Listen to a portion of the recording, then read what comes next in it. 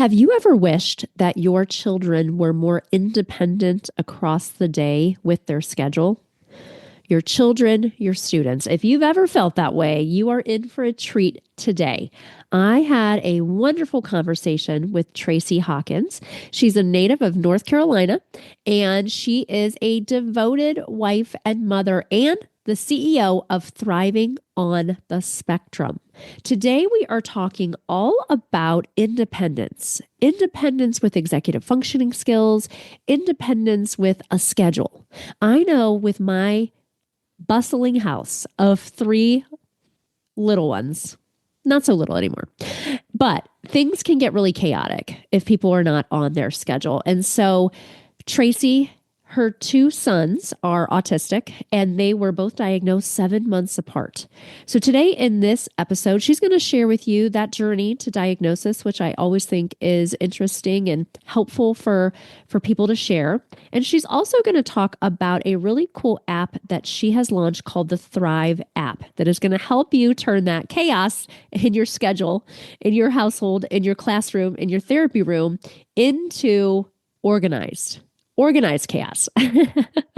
So we're going to talk all about the Thrive app today. We're going to talk about Tracey's step into the autism community and all the wonderful work that she is doing now. There is a 7-day free trial of the Thrive app. I think as a parent, as a clinician, as a speech therapist in BCBA, this is something that's really great because we really want our students to be independent in their schedule. And so we know that when our students are prompt dependent, we all lose, right?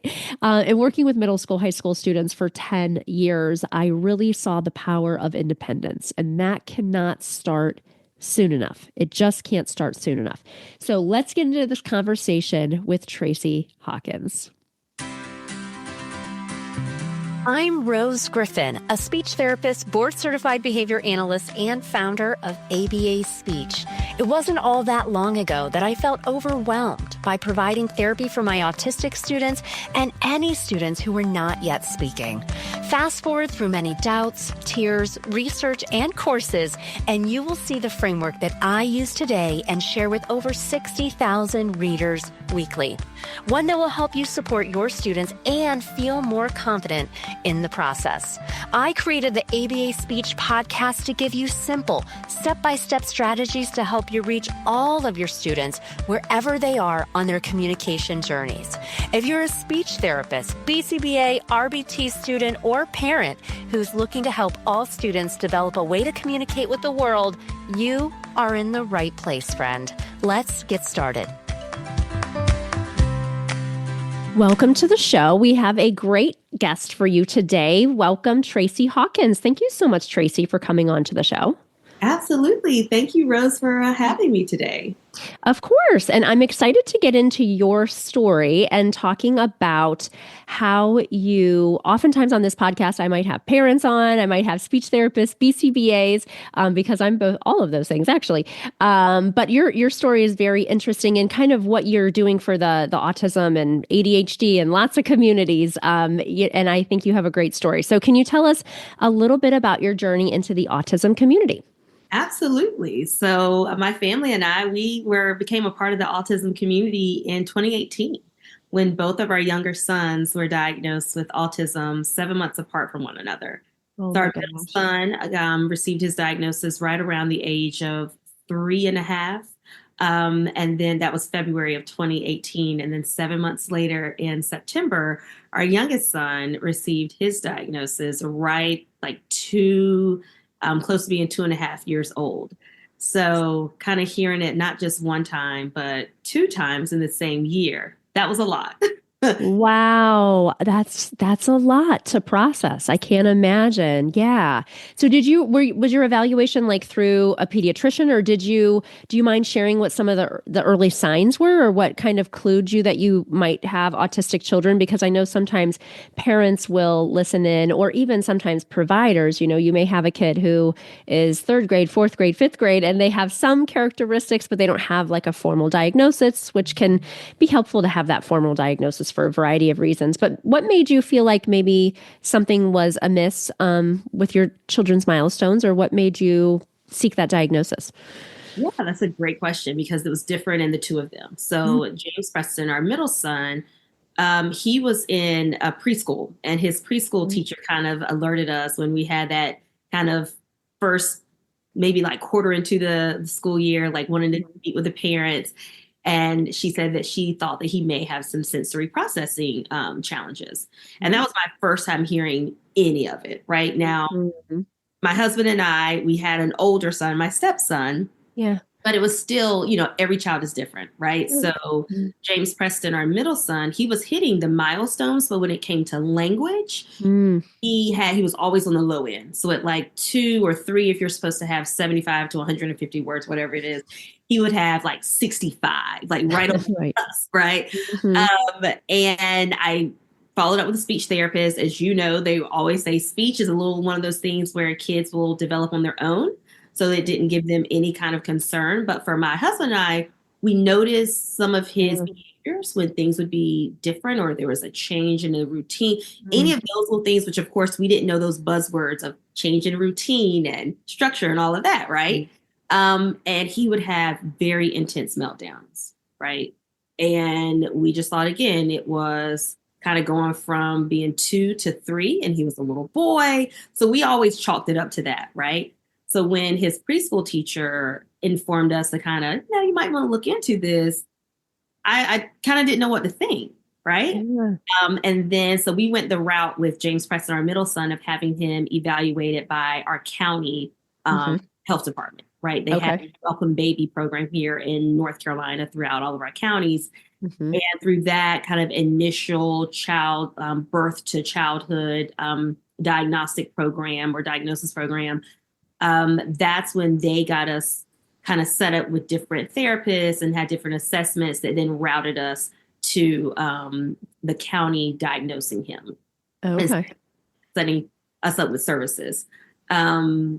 Because of his age, we were able to receive those services through our public education department. So he was able to, because he was 3.5, he was able to start a lot of those services through our public education. They call it EC, Exceptional Children's Program.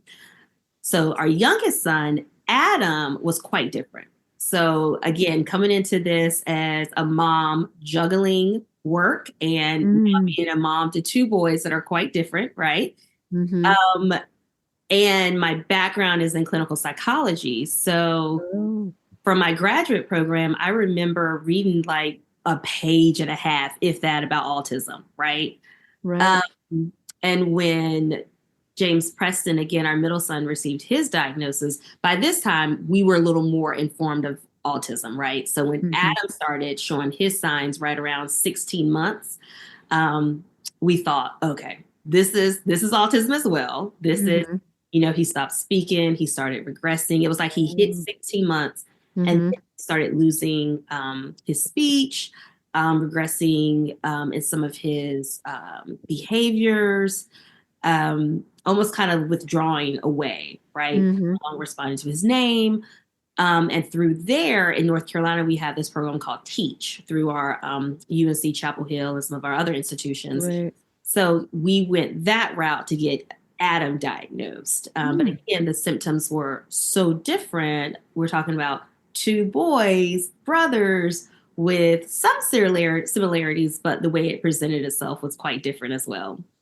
Wow. All the while you were working full time and things like that. I can't imagine how that was. It's just like, it's so hard to be a parent and like one child's diagnosed and 7 months apart. That must have been a lot in that time. That was a lot. Oh my goodness. But you've kind of have developed this app, which is really neat, called the Thrive app. I was just, before we pressed record, I was telling Tracey how amazing her website is. It's very beautiful and clean. And I love that. I've had my online business for 8 years. So I know that is not something that just happens overnight. So kudos to you. And just the presentation looks really nice. But what inspired you to launch the Thrive app? Like, so you get these diagnoses, you're trying to support your children, right? They're getting in all these different therapies, probably, like you mentioned. And out of all that, then you create an app, which I think is really cool. It came out of as all like ideas that come out of this space of really need, right? And we were learning through our son's occupational therapist the importance of structure and routines and task planning, right?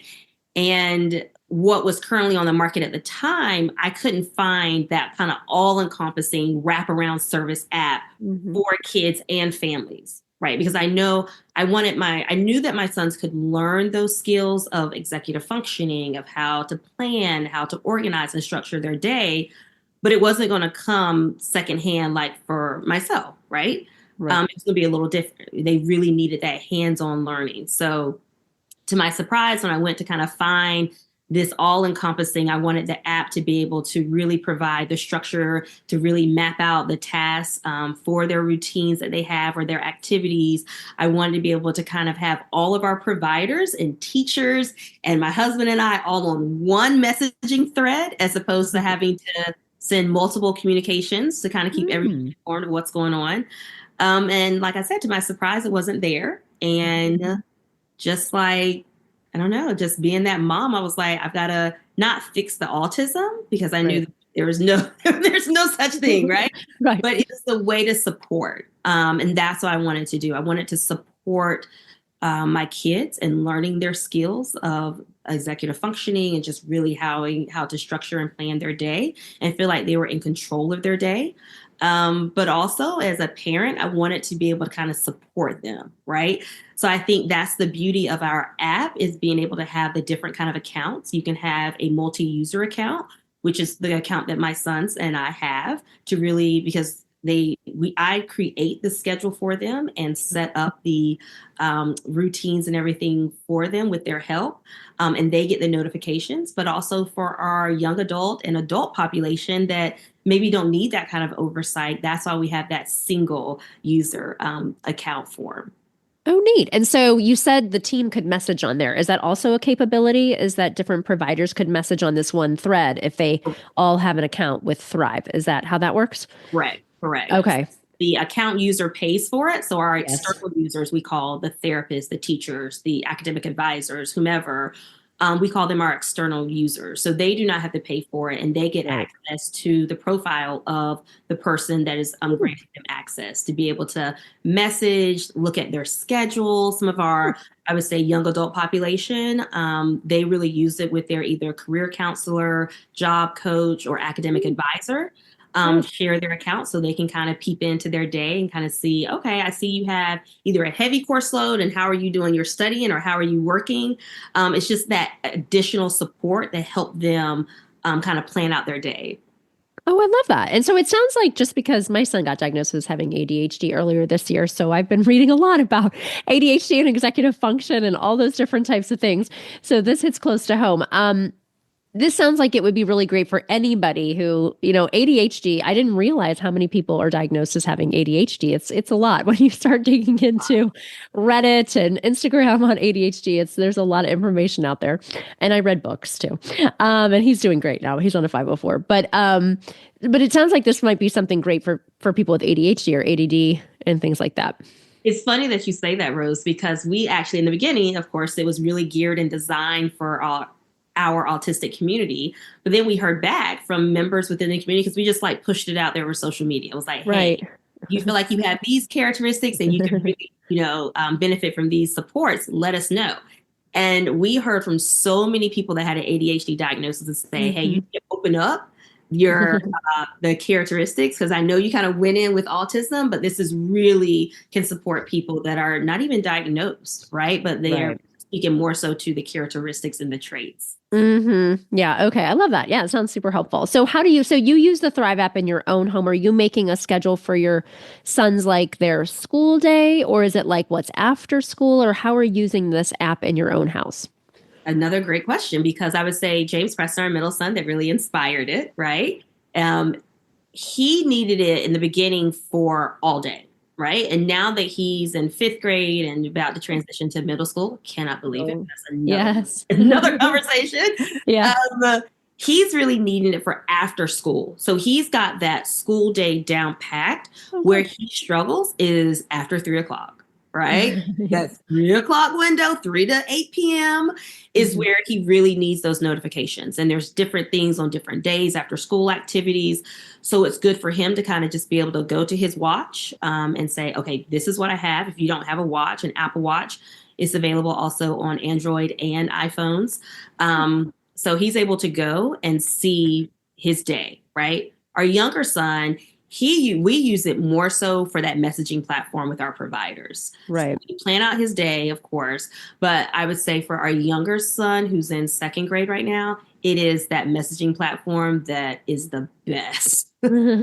That's nice. Yeah, we talk about collaboration a lot here at ABA Speech because I'm a speech therapist and BCBA. So there's a lot to collaborate on, especially if you're school-based and there's a lot of cooks in the kitchen. There's a lot of people that could be potential related service providers, and it's hard to know what we're all doing with everybody being so busy. So this kind of sounds like a nice way to keep it cohesive. Like with I'm thinking my own kids, I have 3 kids of my own, one that's in third, one that's in fifth, going into sixth. So I feel you on the middle school, and then one who's going into high school. But there's just so much to organize. And like with sports, like a sports app, there might be like when the schedules are, the different events. There's a ton of different sports apps. And then there's a chat feature. So this sounds like nice because this serves a need for helping with the organization, but then also can be that collaboration for your team, your IEP team, which seems nice. And I don't know a lot of places that are like that. So that sounds like a nice capability and how you're using it.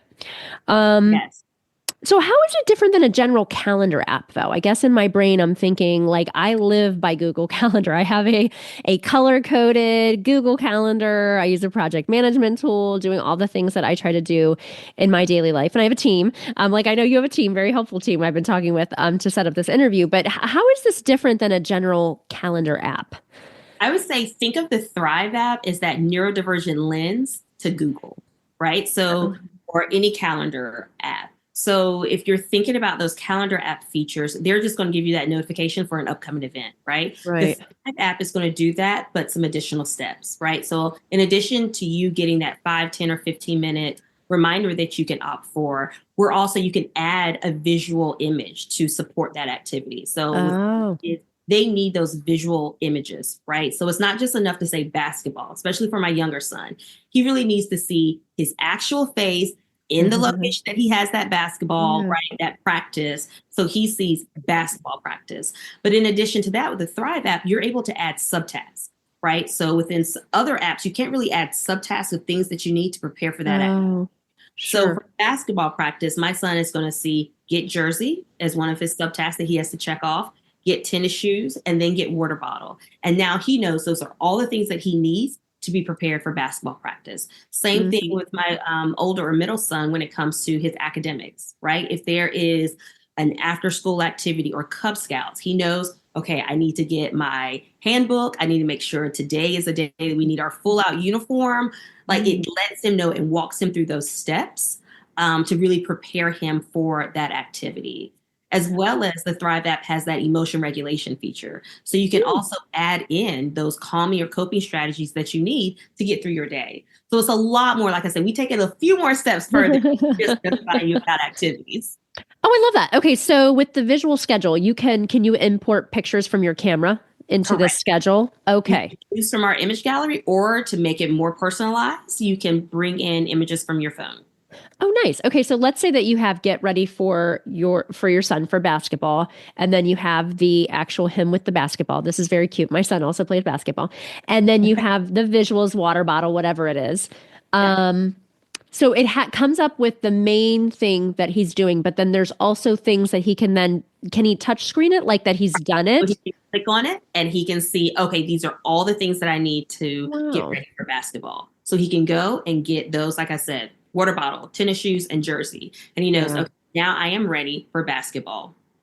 That's nice, because I feel like the one thing as a speech therapist in BCBA, we're always hearing about is kids who are prompt dependent. But this is like any kid. Me and my husband often look at each other and go, how are they going to make it in college? Like, I'm not a helicopter parent by any stretch, but it's like, get your shoes on, Get your shoes on, get your water bottle. Do you have your snack? You're doing a lot of these like verbal reminders, and we know that those are hard to fade. So, this sounds like a really nice way to have the students working on more independence across their day, which I think is so great.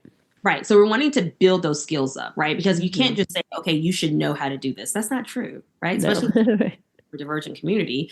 So it's really about teaching them, right? Like planning out the task. So if you know that you have whatever activity it is, keep using basketball as the example, what is it that you need throughout basketball for you to be prepared, right? So again, it takes away me having to do the daily reminders or like in the moment or get to the gym and say, oh my God, did you bring your water bottle? Like, Right. remind me, right? Like this takes this out and really helps them because we sit down together and say, well, what do you need to be prepared for basketball? What do you need to be prepared for Boy Scouts?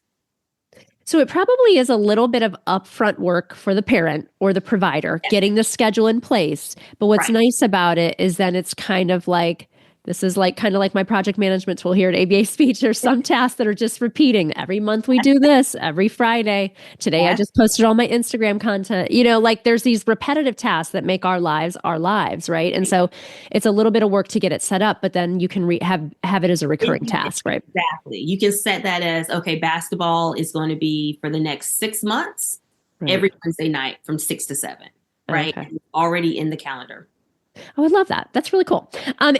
Sounds amazing. Is there a way for people to get a free trial or demo of the app, or is it a paid subscription, or what are the logistics look like? So we have a 7-day free trial. Oh, okay. If you need to extend that 7 days, you feel like you need a little longer, all you have to do is send me an email and we can make that happen. But then after your free trial, you then switch over. You can select an annual account for $49.99 a year, or you can do a monthly account for $7.99. Oh, okay. Wonderful. Yeah, this sounds really great. We have a lot of parents that listen in. We also have a lot of professionals, but it sounds like a really nice way to work on executive functioning, but to get your whole family on the same page. So I think any kid would benefit. I need this for my husband. I need some visuals for him.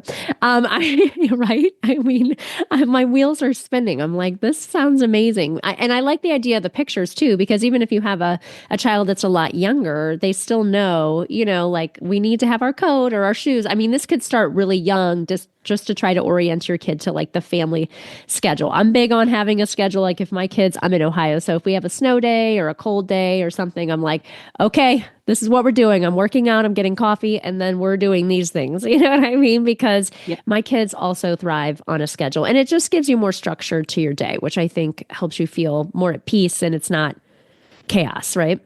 Right, exactly. And you can color code the activities in the app. So you were mentioning about color coding earlier. That's also a feature within the app. So you can make all of your after school activities one color, all your academic activities another color. Yeah, I love that. This is cool. So where can people find out more about you and your work? Yeah, go to our website, ithrivebecause.com. Awesome. Well, thank you so much, Tracey, for coming on the show. It was wonderful to connect. Thank you for having me, Rose. I appreciate this opportunity.